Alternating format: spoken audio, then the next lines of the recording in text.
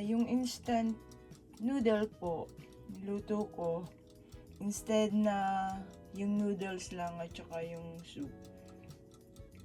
Meron pa po akong yung tawag nito, pork siomai sa freezer. Inilagay ko na siya, inihalo ko na siya para ma-upgrade yung noodles, no?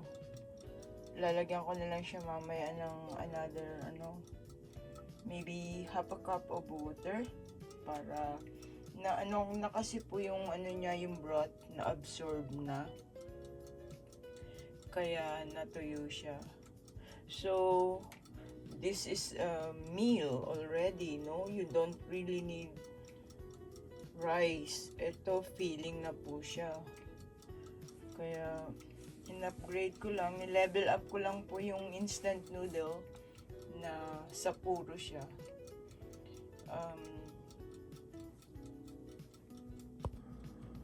Ito po yung ginamit ko na instant noodles na you can only cook it for 3 minutes.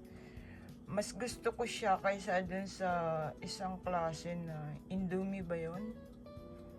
So, this one is not really too salty. Tapos, Japanese kasi siya. Japanese style noodle. I would rather buy Japanese style noodle kaysa yung made in China or yung galing sa Pilipinas. Po to mas masarap yung noodles nila. And then,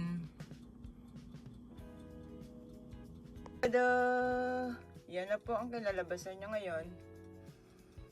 Dadagdagan ko na lang siya mamaya ng broth. Mga 1 cup.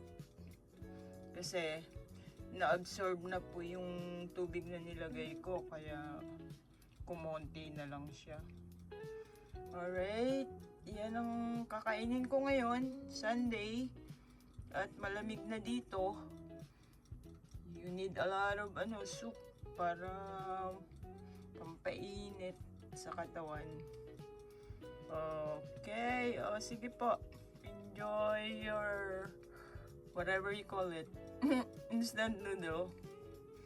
B9 level up recipe. Madali lang naman po itong gawin mo. Buksan nyo lang yung package. Mix, mix, mix. Ayun, meron na kayong pagkain. Hindi na kayo gugutumin.